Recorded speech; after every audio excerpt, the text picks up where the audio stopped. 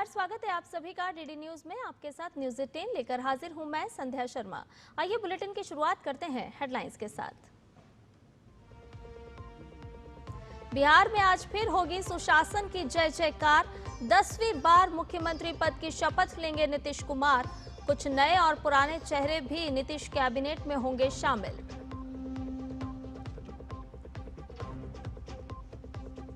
पटना के गांधी मैदान में अब से थोड़ी देर में शपथ ग्रहण समारोह। प्रधानमंत्री नरेंद्र मोदी, राजनाथ सिंह और अमित शाह समेत कई राज्यों के मुख्यमंत्री और एनडीए के दिग्गज होंगे शामिल।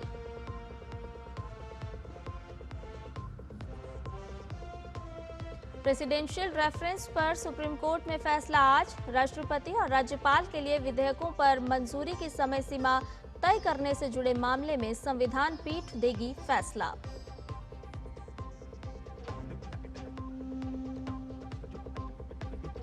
पश्चिम बंगाल के 30% मतदाता अनट्रेसेबल। चुनाव आयोग ने जताई चिंता। बीजेपी का आरोप, देश विरोधी अभियान चला रही हैं ममता।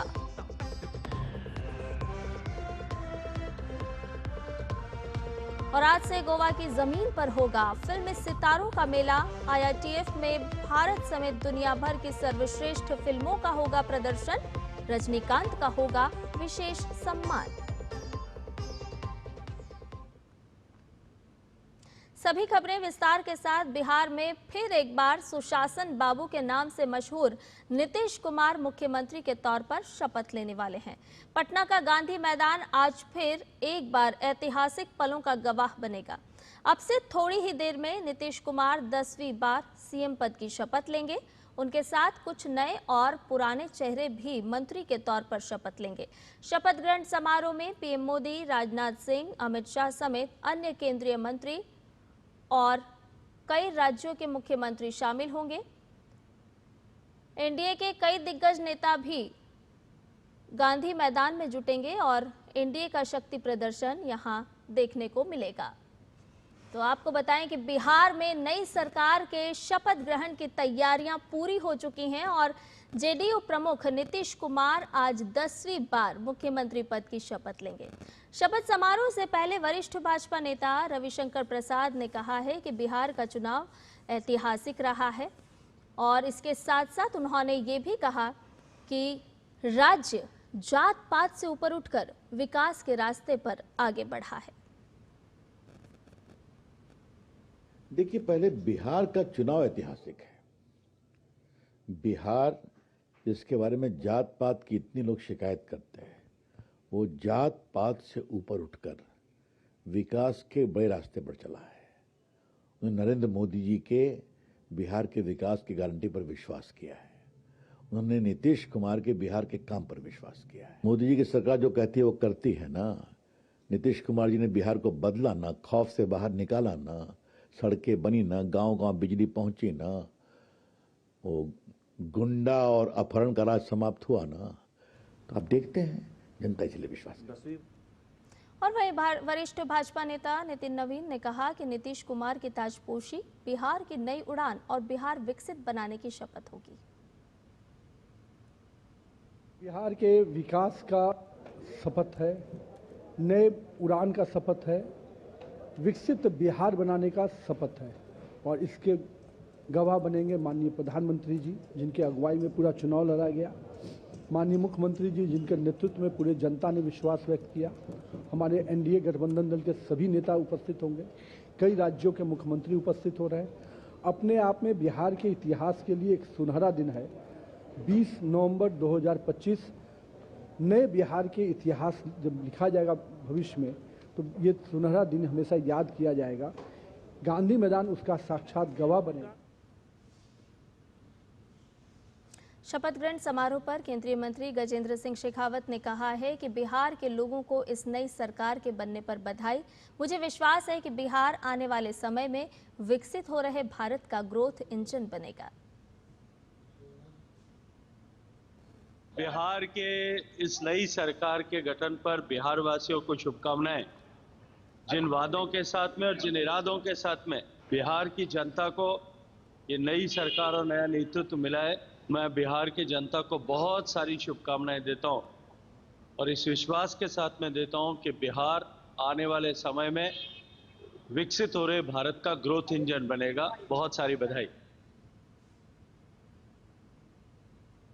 तो अब से कुछ ही देर में शपथ ग्रहण समारोह संपन्न होगा, लेकिन ताज़ा अपडेट के साथ हमारे सहयोगी संवाददाता शैलेंद्र मिश्र गांधी मैदान से हमारे साथ जुड़ गए हैं। शैलेंद्र, तस्वीर साफ होती हुई नजर आ रही है। सत्ता के शीर्ष पर ये जो तिकड़ी है वो कहीं ना कहीं आज शपथ लेगी, और इसके साथ साथ अगर मंत्रिमंडल की बात करें तो क्या वो चेहरे सामने आते हुए नजर आ रहे हैं जो अभी शपथ ग्रहण समारोह में कुछ देर बाद शामिल होंगे मंच पर?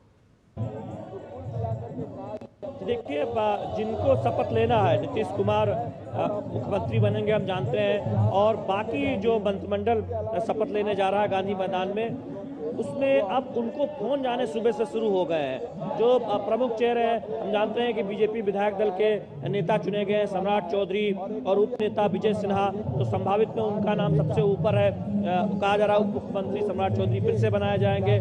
इसके साथ ही साथ मंगल पांडे जो एक प्रमुख चेहरा आप देखें पिछली सरकार में भी रहे, उनको भी मंत्री बनाया जाएगा। ये इस बार वो सिवान से जीत कर आए हैं, पिछली बार वो विधान परिषद से जीतकर विधायक बने थे। अगर अन्य चेहरों की बात करें तो जेडीयू से तमाम प्रमुख नाम है। पहले बीजेपी की बात करते हैं। महिला चेहरे में श्रेयसी सिंह का नाम बहुत ऊपर है, दूसरी बार जीत कर आई है, बड़े मार्जिन से जीती है। कहा जा रहा है कि उनको फोन चला गया है। एक जो और खबर आई है, प्रेम कुमार जो 9वीं बार लगातार विधानसभा चुनाव जीते हैं गया से, उनको विधानसभा अध्यक्ष बनाया जा सकता है। ये एक पुख्ता खबर सूत्रों के हवाले से आई है। इसकी चर्चा हमने देखा था कई दिनों से थी, लेकिन अब ये बिल्कुल पुष्ट हो चुका है कि वो अगले विधानसभा अध्यक्ष होंगे। बीजेपी कोटे में विधानसभा अध्यक्ष का पद गया है। ये कल ही जब दिल्ली में बैठक हुई थी, हम जानते हैं परसों, तब ये साफ हो गया था कि बीजेपी कोटे में विधानसभा अध्यक्ष का पद रहने वाला है। अगर आप कुछ और चेहरों की बात करें, नितिन नवीन पहले से मंत्री पिछले सरकार में भी थे, वो भी आज मंत्री पद के शपथ लेंगे। पथ निर्माण मंत्री थे, बहुत महत्वपूर्ण विभाग संभाल रहे थे। एक बार फिर से मंत्रिमंडल में उन्हें जगह देने की बात कही जा रही है। और साथ ही साथ उपेंद्र कुशवाहा के बेटे को कहा जा रहा है कि मंत्री बनाया जाएगा। वो अभी किसी भी सदन के सदस्य नहीं है, उन्हें हो सकता है कि विधान परिषद से आगे सदन में लाया जाए। उनके नाम की भी चर्चा है कि वो आज के शपथ ग्रहण समारोह का हिस्सा होंगे। एलजेपी से 3 मंत्री, राजू तिवारी तय ही हैं, क्योंकि वो प्रदेश अध्यक्ष भी हैं। लोकसभा की जो विधायक दल की बैठक उसमें नेता चुने गए हैं, उनका नाम बिल्कुल तय है। 2 और नाम कहा जा रहा है कि वो मंत्री बनाए जाएंगे।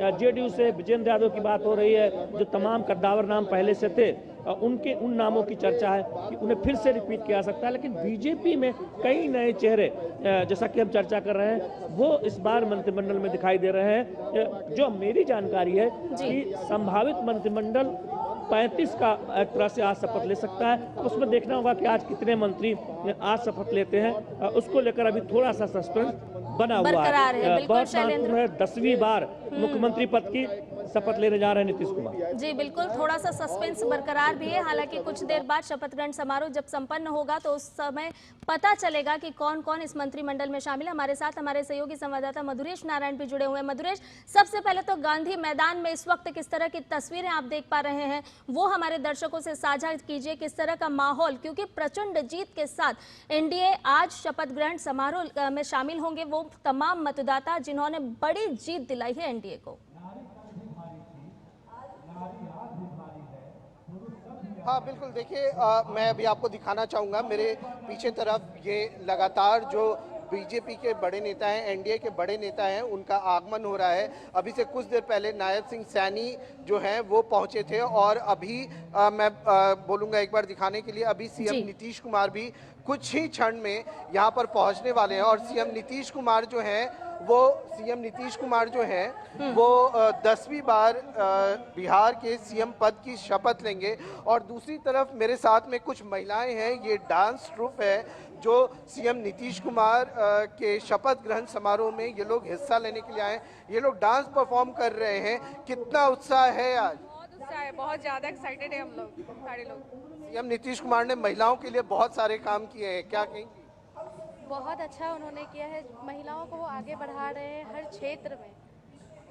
पढ़ाई लिखाई से लेकर के रोजगार तक में हर जगह सीएम ने काम किया है। इसके साथ ही रोजगार में तो 33% का आरक्षण भी अब महिलाओं को। जी, और स्पोर्ट्स में भी आगे बढ़ा रहे हैं, हर एक फील्ड में उनका बहुत सारा योगदान है और ऐसे ही बढ़ते रहे। और आज प्रधानमंत्री नरेंद्र मोदी भी आप लोगों के साथ में होंगे, तो कितना उसको लेके कितना जोश? बहुत बहुत बहुत ज़्यादा। उनके समक्ष तो हम लोग बहुत कार्यक्रम किए, लेकिन आज का जो माहौल है बहुत अलग है, बहुत ज़्यादा।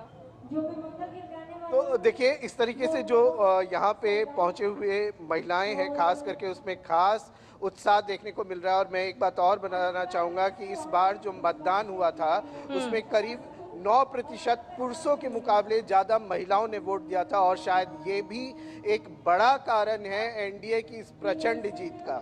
जी बिल्कुल, निश्चित तौर पर बिहार को हम जानते हैं कि लोक कला के लिए, लोक गायकी के लिए खासा मशहूर है। शैलेंद्र, लोक गायकी की अगर हम बात करें और जिस तरह से तस्वीरें अभी हमें मधुरेश दिखा रहे हैं कि बड़े पैमाने पर यहाँ पर लोग आने का सिलसिला भी शुरू हो चुका है, ऐसे में मंत्रिमंडल की तस्वीर तो साफ होगी ही, लेकिन जो आप जिन नामों का जिक्र कर रहे थे, तो ये माना जाए कि जो पुराना अनुभव है और उसके साथ साथ जो नए चेहरे भी हो सकते हैं संभावित, जिस तरह के नाम अभी निकल करके सामने आ रहे हैं, तो ये एक बिहार को नए रोडमैप के साथ आगे लेकर के जाएंगे। निश्चित तौर पर नीतीश कुमार का एक बड़ा अनुभव है, 10वीं बार मुख्यमंत्री बनने जा रहे हैं, मुख्यमंत्री पद की शपथ लेने जा रहे हैं, और उनके मंत्रिमंडल में कई अनुभवी चेहरे भी होंगे। सम्राट चौधरी हो या फिर मंगल पांडे हो या विजय कुमार सिन्हा हो या फिर जेडीयू कोटे से जो कई वरिष्ठ मंत्री हैं, लेकिन युवा चेहरों की बहुत बात हो रही है। श्रेयसी सिंह की बात हो रही है, दूसरी बार एक तरह से जीत कराई है और प्रचंड उनको एक तरह से जीत हासिल हुई है, पिछली बार से ज़्यादा मार्जिन से जीती है। हालांकि चर्चा थी मैथिली ठाकुर की, लेकिन पहली बार वो जीत कराई। हम जानते हैं कि कम उम्र की विधायकों में उनका नाम एक सबसे ऊपर की श्रेणी में आता है। एक लोजपा से विधायक जीते हैं, वो भी बहुत कम उम्र के हैं, युवा विधायक हैं। लोक गायक की आपने बात की, हम जानते हैं कि उन्होंने बिहार का, मिथिला का नाम बहुत रोशन किया है, लेकिन मंत्री पद के तौर पर उनका नाम सामने आएगा इस बात की फिलहाल हमें जानकारी नहीं मिली है, क्योंकि फर्स्ट टाइमर को सीधे जो इतनी कम उम्र के है मंत्री बना देना, ये एक तरह से अभी इसकी कोई जानकारी नहीं है। लेकिन निश्चित तौर पर अगर आप विधायकों में देखें, उम्मीदवारों में देखें, तो इस बार एनडीए ने, बीजेपी ने तमाम युवा चेहरों को मौका दिया है और वो उनको, जनता ने उन पर भरोसा जताया है, उन्हें विधानसभा भेजा है। उसमें सबसे प्रमुख जो चेहरा है, जो हम जानते हैं, वो मैथिली ठाकुर का ही है, क्योंकि लोक गायकी में उन्होंने बहुत नाम रोशन किया है मिथिला का, बिहार का। बिल्कुल मधुरेश, दो चीजें आपसे जानना चाहेंगे। एक तो ये बताइए कि आपके पास क्या कुछ खबर निकल करके सामने आ रही है, मंत्रिमंडल में कौन कौन से नाम शामिल होने की इस वक्त संभावनाएं आपके पास हैं खबर? और दूसरी बात ये कि देखिए, जब से आचार संहिता लागू हुई थी तब से लेकर के आज शपथ ग्रहण समारोह तक को अगर हम देखें तो बिहार ने कई तरह से नजीर पेश की है। तो ऐसे में आज का जो गांधी मैदान है वो भी भव्यता के साथ सजा हुआ है और कहीं ना कहीं ये भी एक नजीर पेश करता हुआ, क्योंकि कई सारी चीजों का गवाह है गांधी मैदान।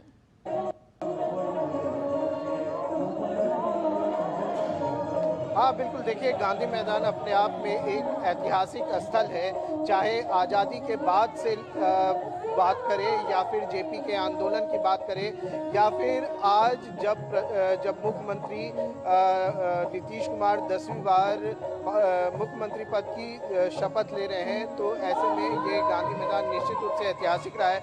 जहाँ तक नामों का सवाल है, तो नामों में संजय टाइगर एक नाम जो है वो आरा के विधायक हैं, उनका भी काफ़ी तेज़ी से आगे आ रहा है कि संजय टाइगर जो है वो मंत्री पद की शपथ ले सकते हैं। इसके अलावा रालोसपा जो लोजपा रामविलास, जो कि चिराग पासवान की पार्टी है, उससे राजू तिवारी जो है उनको भी फ़ोन आ चुका है, बताया जा रहा है, जो सूत्र बता रहे हैं कि मंत्री पद की शपथ लेने के लिए उनके पास भी फ़ोन आ गया है। इसके बाद श्रेयसी सिंह जो कि जमुई की विधायक है, उनके पास भी फ़ोन आया है, ऐसा सूत्र बता रहे हैं। तो कुल मिलाकर के देखा जाए, एक और बात कही जा रही है, एक बात ये कही जा रही है कि जैसे शैलेंद्र मिश्र भी बता रहे थे कि महिलाओं को भागीदारी देने की बात चल रही है, महिलाओं को ज़्यादा भागीदारी दी जा सकती है, क्योंकि इस बार जो महिला वोटर्स थे उनकी भी संख्या जो है वो 9% ज़्यादा थी। और इसके साथ ही जो महिला जीत कर आई हैं वो भी पिछले बार की अपेक्षा कुछ ज़्यादा है। तो ऐसे में महिला विधायकों को जिम्मेदारी देने की भी बात की जा रही है। ऐसे में श्रेयसी सिंह का नाम सबसे आगे चल रहा है। इसके अलावा एक नाम जो मंत्रियों की लिस्ट में था वो प्रेम कुमार का था। हालांकि प्रेम कुमार गया से विधायक है, हालांकि अब उनका जो नाम है वो विधानसभा अध्यक्ष के लिए लिया जा रहा है और लगभग तय माना जा रहा है कि विधानसभा अध्यक्ष के पद पर प्रेम कुमार को ही बिठाया जाएगा। जी शैलेंद्र, कुछ महिला मतदाताओं से और साथ ही साथ महिला कार्यकर्ताओं से भी आपकी बात हुई होगी इस वक्त जो वहां पर मौजूद हैं, क्या कुछ कहना है उनका? कितनी उत्साहित प्रफुल्लित नजर आ रहे हैं ये सब वहां पर? देखिए, हमने कई महिलाओं से बातचीत की है, बीजेपी महिला कार्यकर्ताओं से, बहुत उत्साहित हैं कि ये जो प्रचंड बहुमत मिला है इसमें महिलाओं का विशेष तौर पर योगदान है। हमने उनसे विस्तार में बातचीत की कि क्या वजह रही, क्या वो मानती हैं और आगे की क्या उम्मीदें हैं। तो पहली बात बहुत स्पष्ट है कि जो सुरक्षा का माहौल है उसमें उन्हें कोई डर नहीं लगता। वो अपने जब उनके घर के बच्चियां बाहर जाती है तो वो निश्चिंत रहती हैं कि बिहार में जो कानून व्यवस्था है वो इतनी बेहतर है, तो उससे एक सुकून सा महसूस होता है। और आज इस गांधी मैदान में बड़ी संख्या में हम देख रहे हैं कि महिलाएं आई हैं। हमने सबसे थोड़ी देर पहले तमाम महिलाओं से बातचीत भी की है, उम्मीद है कि आप उसे दिखाएंगी। तो उसमें वो उत्साह दिखता है, वो उमंग दिखता है। जो 9% से ज़्यादा जो मतदान प्रतिशत बिहार में हुआ, जिसने एक उदाहरण सेट किया कि महिलाएं तय कर रही हैं कि उनका नवनिर्वाचित विधायक कैसा हो, वो किस दल को पसंद कर रही हैं, किस गठबंधन को पसंद कर रही हैं और उनकी प्राथमिकताएं क्या है। यानी राजनीतिक दलों को बात सुननी होगी, उनकी उम्मीदों पर खरा उतरना होगा। ये बिहार की महिलाओं ने दिखाया है और इसीलिए हम देख रहे हैं कि आज जब गांधी मैदान में तमाम जो बीजेपी कार्यकर्ता और आम लोग आ रहे हैं उसमें बड़ी संख्या में महिलाएं भी शामिल हैं। बिल्कुल मधुरेश, ये भी बताइए साथ साथ जिस तरह से शैलेंद्र जिक्र कर रहे हैं कि महिलाएं बड़ी उत्साहित हैं और उत्साहित होंगी भी क्योंकि उन्होंने जिसे चुना है और आज उनका शपथ ग्रहण समारोह संपन्न होने वाला है, तो निश्चित तौर पर ये जो हर्षोल्लास का माहौल है वो नजर आ रहा है। लेकिन इसके साथ साथ अब हम विकास की बात करते हैं क्योंकि आज शपथ ग्रहण समारोह संपन्न होगा और उसके बाद विकास को किस तरह से अब बिहार को रफ्तार मिलने वाली है, क्योंकि सभी ने विश्वास पर भरोसा व्यक्त किया है।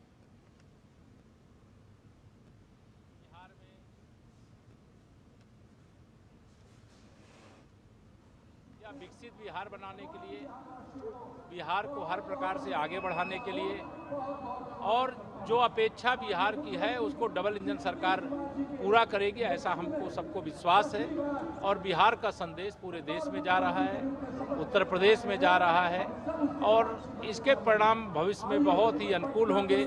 मैं आज श्री नीतीश कुमार जी को, श्री सम्राट चौधरी जी को, श्री विजय सिन्हा जी को और जो हमारे एनडीए के सहयोगी दल हैं उनके सभी वरिष्ठ नेताओं और जो अभी मंत्रिपरिषद का हिस्सा बनेंगे उनके लिए बहुत बहुत बधाई और शुभकामनाएं। तो केशव प्रसाद मौर्य को अभी आप सुन रहे थे जो कि शुभकामनाएं दे रहे थे, साथ ही साथ डबल इंजन की सरकार किस तरह से काम करेगी और विकास को आगे बढ़ाएगी उसका जिक्र कर रहे थे। शैलेंद्र, यही बात अभी हम कर भी रहे थे कि किस तरह से जो डबल इंजन की सरकार है और जब विकास अब किस तरह से बिहार में और भी तेजी से आगे बढ़ेगा, क्योंकि देखिए विकास के नाम पर वोट मिले हैं, विकास के नाम पर प्रचंड जीत हुई है, यानी कि जनता को पूरा भरोसा है कि पिछले समय को अगर देखा जाए तो विकास ने रफ्तार पकड़ी है। अब इस रफ्तार को और किस तरह से पंख लगेंगे? बीजेपी एनडीए ने जो अपने आगे की रूपरेखा रखी कि चुनाव जीतने पर वो आगे क्या करेंगे, वो बहुत स्पष्ट है। विकसित बिहार बनाने के संकल्प के साथ आगे बढ़ा जाएगा और उसमें दो बातें बहुत अहम है। किस तरह से बिहार में पलायन को कम से कम किया जाए। जो किसी बड़े अवसर के लिए बाहर जाते हैं वो तो हम जानते हैं कि हर राज्यों में होता है, लेकिन मजबूरी बस कोई रोजी रोटी के लिए पलायन न करे, ये सुनिश्चित करने की कोशिश की जाएगी। उसके लिए उद्योग धंधे और फैक्ट्री लगाने की बात है, वो बहुत प्राथमिकता में होगा। एक बेहतर उद्योग नीति बिहार में बनाई गई है एनडीए सरकार के द्वारा। हमने देखा है कि इथेनॉल प्लांट लगने शुरू हुए हैं, उसको और तेजी दी जाएगी। चीनी मिलों की खोलने की बात है। इसके साथ ही साथ बिहार में तमाम उद्योगों को लेकर बहुत संभावना है। कपड़ा उद्योग हो या फिर भागलपुर में आप देखें सिल्क हो, कपड़े का जो वहाँ पर काम होता है। अलग अलग आप जिलों में देखें तो बिहार में कई जगहों पर ऐसे उत्पाद होते हैं जहाँ पर विनिर्माण का अच्छा खासा काम हो सकता है। तो कोशिश ये होगी, चूँकि कानून व्यवस्था बेहतर हो चुकी है, सड़कें बेहतर हो चुकी हैं, बिजली गांव-गांव 20-22 घंटे आती है, तो ये जो बेसिक इंफ्रास्ट्रक्चर है वो बिहार में तैयार है। पिछले 20 सालों में, पिछले 2 दशकों में नीतीश कुमार की अगुवाई में एनडीए सरकार ने सुनिश्चित किया है कि बिहार की कानून व्यवस्था बेहतर हो, जिससे निवेशक आकर्षित हो। बिहार में सड़कें बेहतर हो, जिससे आप भागलपुर से पटना आए ज़्यादा समय न लगे, जिससे आप मिथिलांचल से पटना आए, मधुबनी से पटना आए आपको ज़्यादा समय न लगे, जिससे आप सीमांचल से पटना आए आपको ज़्यादा समय न लगे, जिससे आप पूर्णिया से पटना आए आपको ज़्यादा समय न लगे, जिससे बेगूसराय से पटना आए आपको ज़्यादा समय न लगे। तो ये सुनिश्चित किया गया। सड़कें बेहतरीन है, बिजली व्यवस्था बहुत बढ़िया है, गाँव-गाँव बिजली है और 20 से 22 घंटे आती भी है, और शहरों में तो निर्बाध आपूर्ति है। तो क्या चाहिए उद्योग के लिए? प्रचुर मानव संसाधन पहले से ही बिहार में था, लेकिन बिजली नहीं थी, सड़कें नहीं थी, कानून व्यवस्था नहीं थी। वो सब कुछ एनडीए सरकार ने मुख्यमंत्री नीतीश कुमार की अगुवाई में सुनिश्चित किया है बिहार में। अब बिहार की बारी है कि यहाँ बड़ी संख्या में उद्योगपति आए। और आप याद कीजिए, प्रधानमंत्री नरेंद्र मोदी जब प्रचंड जीत के बाद बिहार में दिल्ली में केंद्रीय कार्यालय में संबोधन कर रहे थे, बिहार के लोगों को धन्यवाद दे रहे थे, तब उन्होंने दुनिया भर के बिहार के लोगों से और तमाम उद्योगपतियों से आह्वान किया था कि वो बिहार आए, और बिहार में ये सही समय है निवेश का। तो निश्चित तौर पर बिहार की तस्वीर उद्योगों के मामले में बदलेगी। ये उम्मीद यहाँ आए तमाम हजारों लोगों में है जो गांधी मैदान में इस शपथ ग्रहण समारोह को देखने आए, इतिहास बनते हुए देखने जा रहे हैं। और उसकी एक झलक मंत्रिमंडल में भी देखने को मिलेगी। आप देखेंगे वो युवा चेहरे, वो चेहरे जो भविष्य में उम्मीद जगाते हैं, वो चेहरे जो लीडरशिप जो भविष्य की तैयार हो रही है वो दिखाते हैं। संगठन के अनुभवी चेहरे, पहली बार या दूसरी बार जीते कुछ विधायक, महिलाएं, रमन निषाद का भी नाम सुन रहे हैं, चर्चा में है, जो यहाँ एक तरह से मंत्री के रूप में, हालांकि भी पुष्टि नहीं हुई है। इस तरह से हम देखेंगे कि जितनी कोशिश हो सकती है वो भागीदारी महिलाओं की भी दिखेगी, युवाओं की दिखेगी, और अनुभव तो निश्चित तौर पर नीतीश कुमार से ज़्यादा अनुभवी मुख्यमंत्री जो 10वीं बार शपथ लेने जा रहा है, तो उसमें तो चर्चा की कोई बात ही नहीं है। तो बिहार का मंत्रिमंडल भविष्य के बिहार की एक संकेत देने वाला है। और मंच पे कौन रहने वाला है, मंच में दिखाना चाहूंगा, हमारे कैमरामैन दिखाएं जी, मंच पे कौन रहने वाला है। इस मंच पे देश भर के बीजेपी शासित राज्यों के मुख्यमंत्री या उप मुख्यमंत्री रहने वाले हैं, और प्रधानमंत्री नरेंद्र मोदी मौजूद रहेंगे शपथ ग्रहण समारोह के समय। डबल इंजन सरकार जिसकी बात बीजेपी करती है, डबल इंजन सरकार, केंद्र में भी एनडीए की सरकार प्रधानमंत्री नरेंद्र मोदी की अगुवाई में, और राज्य में बिहार में फिर से एनडीए सरकार नीतीश कुमार की अगुवाई में। तो अब देखना होगा कि जेडीयू कोटे से कितने मंत्री बनेंगे, बीजेपी कोटे से कितने बनेंगे। कहा जा रहा है कि बीजेपी कोटे से हैं, 14 जेडीयू कोटे से हैं, 3 एलजेपी को हैं, और एक जितिन राम मांझी और उपेंद्र कुशवाहा की पार्टी को हैं। तो ये एक मोटा मोटा फार्मूला बताया जा रहा है, यानी कुल 35 के करीब मंत्री हो सकते हैं। आज कितने मंत्री शपथ लेंगे ये देखने वाली बात होगी। बिल्कुल, संख्या कितनी होगी ये तो कुछ देर में तस्वीर साफ होगी, लेकिन एक बात तो स्पष्ट है कि ऊर्जा और अनुभव दोनों का संगम और तालमेल आज शपथ ग्रहण समारोह में देखने को मिलेगा। आप दोनों का बहुत बहुत शुक्रिया हमारे साथ जुड़ने के लिए। और बुलेटिन में फिलहाल एक छोटे से ब्रेक के लिए रुक रहे हैं, जल्द हाजिर होंगे।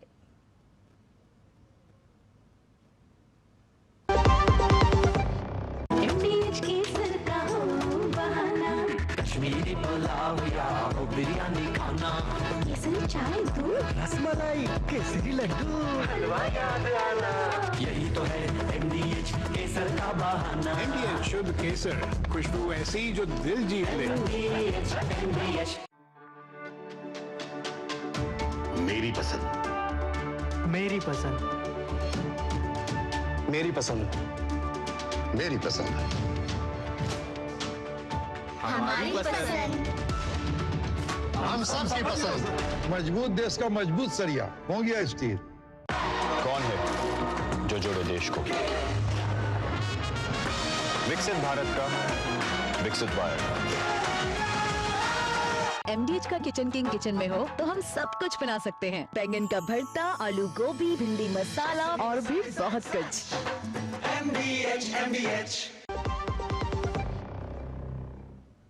और ब्रेक के बाद न्यूज 18 में आपका एक बार फिर से स्वागत है। राष्ट्रपति द्रौपदी मुर्मू आज से 22 नवंबर तक 3 राज्यों छत्तीसगढ़, तेलंगाना और आंध्र प्रदेश के दौरे पर रहेंगे। राष्ट्रपति आज छत्तीसगढ़ पहुंचेंगे और सरगुजा जिले के अंबिकापुर में आयोजित जनजातीय गौरव दिवस कार्यक्रम में हिस्सा लेंगी। सरगुजा जिले में किसी राष्ट्रपति का ये दौरा 73 साल बाद हो रहा है।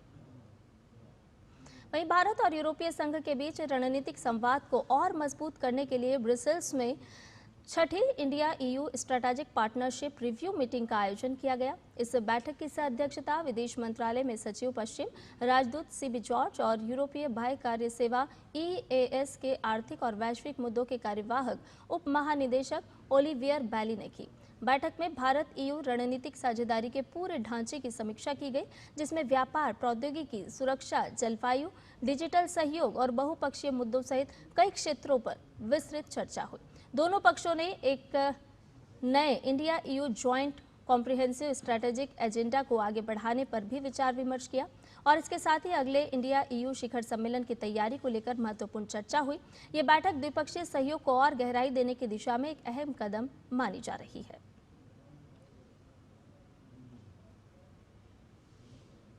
भारत ने एक बार फिर जलवायु सहयोग के क्षेत्र में अपनी सक्रिय भूमिका को दोहराया है। केंद्रीय पर्यावरण मंत्री भूपेंद्र यादव ने ब्राजील के बेलेम में आयोजित COP30 के तहत 11वीं संयुक्त crediting mechanism partner countries meeting में भाग लिया। ये बैठक जापान के पर्यावरण मंत्रालय द्वारा आयोजित की गई। JCM पेरिस समझौते के अनुच्छेद 6 के अनुरूप द्विपक्षीय सहयोग को मजबूत करने का एक प्रभावी माध्यम माना जाता है। मंत्री भूपेंद्र यादव ने कहा कि JCM ने यह साबित किया है कि दो देशों के बीच तकनीकी और जलवायु कार्रवाई पर तालमेल बहुपक्षीय लक्ष्यों को भी मजबूत करता है। उन्होंने आश्वस्त किया कि भारत, जापान और अन्य साझेदार देशों के साथ मिलकर JCM को प्रभावी तरीके से लागू करने के लिए प्रतिबद्ध है, ताकि वैश्विक जलवायु लक्ष्यों की दिशा में ठोस प्रगति सुनिश्चित की जा सके। 56वें भारतीय अंतर्राष्ट्रीय फिल्म महोत्सव के लिए गोवा पूरी तरह से तैयार है। आज से शुरू होने वाले फिल्म महोत्सव में 81 देशों के करीब 240 फिल्में प्रदर्शित की जाएंगी। इस वर्ष का फिल्म महोत्सव अपनी पारंपरिक प्रतिष्ठा को आगे ले जाते हुए कई विशिष्ट आयोजनों का साक्षी बनेगा। आपको छोड़े जा रहे हैं इस खास रिपोर्ट के साथ, तो आप देखिए इस रिपोर्ट को और मुझे दीजिए इजाजत। नमस्कार।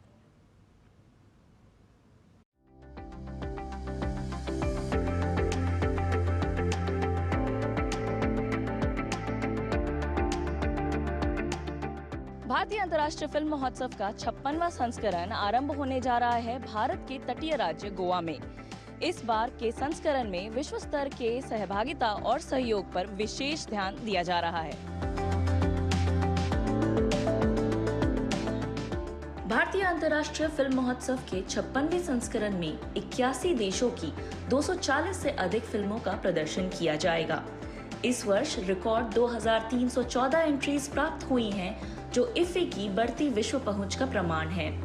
महोत्सव में 13 वर्ल्ड प्रीमियर्स, 5 अंतर्राष्ट्रीय प्रीमियर्स और 44 एशियाई प्रीमियर्स शामिल हैं। उत्सव का आरंभ ब्राजीलियन निर्देशक गैब्रियल मास्कैरो की प्रशंसित फिल्म द ब्लू ट्रेल से होगा, जो इस वर्ष बर्निनाले में silver bear grand jury prize से सम्मानित हुई है। उद्घाटन समारोह में भारत की समृद्ध फिल्म परंपरा को दर्शाते हुए एक रंगारंगी सांस्कृतिक परेड आयोजित किया जाएगा। समापन समारोह में भारतीय सिनेमा के महापुरुष रजनीकांत को उनकी 50 वर्ष की असाधारण फिल्म यात्रा के लिए विशेष सम्मान प्रदान किया जाएगा। इस वर्ष जापान को कंट्री ऑफ फोकस के रूप में चुना गया है, जहां 6 नव आधारभूत जापानी फिल्मों का प्रदर्शन होगा। स्पेन पार्टनर कंट्री और ऑस्ट्रेलिया स्पॉटलाइट कंट्री के रूप में हिस्सा ले रहे हैं, जिसके माध्यम से विविध क्यूरेटेड स्क्रीनिंग्स और सांस्कृतिक कार्यक्रम इफ्फी के अंतर्राष्ट्रीय स्वरूप को और गहरा करेंगे। 3 बड़े अंतर्राष्ट्रीय प्रतियोगिता विभागों में 5 महाद्वीपों से 32 चुनी हुई फिल्मों का प्रदर्शन होगा। इंडियन पैनोरामा 2025 के तहत 25 feature films, 20 non feature films और 5 डेब्यू फिल्म्स को शामिल किया गया है। युवा प्रतिभा को प्रोत्साहन देने के उद्देश्य से इफ्फी का क्रिएटिव माइंड्स ऑफ टुमारो कार्यक्रम इस वर्ष और ज्यादा विस्तारित रूप में प्रस्तुत किया जा रहा है। इफ्फी के दौरान 21 मास्टर क्लासेस और पैनल चर्चाएं आयोजित की जाएंगी। साथ ही